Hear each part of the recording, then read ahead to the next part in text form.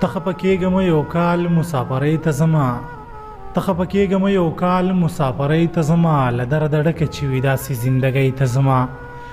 ته خفه کېږم یو کال مسافرۍ ته ځمه له درده ډکه چې وي داسې زندګۍ ته ځمه ښکلی جانان لرم ځواني هم د مور غېږه لرم ښکلی جانان لرم ځواني هم د مور غېږه لرم چې پکې ویلم به هر څه داسې یو ځای ته ځمه د ډېر ګرانو خوږ ملګري ګلزمان بېقرار صاحب په دغه شعرونو باندې مې سلامونه نیکې هیلې او احترامات ومنئ ملګرو راغلی یم بادر کلي ته چې دلته زموږ ګران او ډېر خوږ ملګری ګلزمان بېقرار صاحب ژوند کې وي ډېر زړه پورې لیک کوي زلمی شاعر دی نو ملګرو وخت مو ډېر نه اخلم ګلزمان بېقرار صاحب په خپل پروګرام کې درته هرکلی او ستړي مشي وایم ستاسو هم ډیره مننه کوم نادان صاحب دانجان صاحب هم ډیره مننه کوم چې دومره قیمتي وخت مو موږ ته وباسلو دلته راغلی بادر کلي ته نو ستاسو ډیر مشکور یم ډیره زیاته مننه ستاسو هم ډیره مننه کوم چې په دومره لنډ تنګ وخت کې موږ سره پروګرام کې شرکت وکړو نو وخت مو ډیر نه اخلم ملګرو سره څه شعرونه شریک کوي څه غزلې چې ملګري هم ترې خوندونه واخلي او موږ هم ترې خوند واخلو ولی نه د غزل نه وړاندې یو څو شعرونه وویم چې دا انجان صاحب چې دا پس شو سره وران مشت او ګریوان چې دا پس شو سره وران مشت او ګریوان لګیا چې دی یو ځوان سره بل ځوان مشت او ګریوان مننه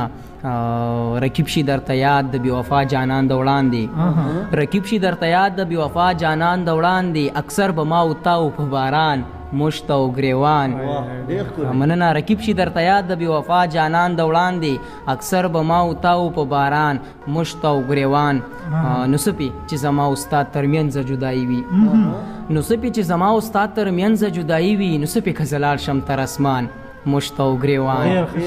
مننه نو سپي چې زما او ستا ترمنځ جدایي وي نو سپي که زه لاړ شم تر اسمان مشت او ګریوان مولا جانه راته وایه د دې خوب تعبیر مې څه دی مولا جانه راته وایه د دې خوب تعبیر مې څه دی بېګا په خوب راغلی او جانان مشت او ګریوان مننه مولا جانه راته وایه د دې خوب تعبیر مې څه دی بېګا په خوب راغلی او جانان مشت او ګریوان دا چې بېدم یمه غزل طرف ته راځم چې دا چې بېدم یمه د مړو سترګو د لاسه به یم دا چې بېدم یمه د مړو سترګو د لاسه به یم نشه مې دا ده چې بس یاره له خماره خاندم مننه دا چې بېدم یمه د مړو سترګو د لاسه به یم نشه مې دا ده چې بس یاره له خماره خاندم په محبت کې لیونتوب نه دی نو څه دي وایه په محبت کې لیونتوب نه دی نو څه دي وایه سمدست پاگل شمه قسم په لویه لاره خاندم مننه په محبت کې لیونتوب نه دی نو څه دي وایه سمدست پاگل شمه قسم په لویه لاره خاندم او سختو حالاتو مې سړګې دغسې کړې خو بس سختو حالاتو مې زړګې دغسې کړې خو بس مړې قسم دی ستا د دوو سترګو دپاره خاندم مننه سختو حالاتو مې زړګې دغسې کړې خو بس مړی قسم دی ستا د دوو سترګو دپاره خاندم او د دې جنۍ په دې خندا کې خدای څه کمالو د دې جنۍ په دې خندا کې خدای څه کمالو ځان ته حیران یم د کلي نه تر ښاره خاندم ډېره مننه د دې جنۍ په دې خندا کې خدای څه کمالو ځان ته حیران یم د کلي نه تر ښاره خاندم او مکتي شعر ته راځم چې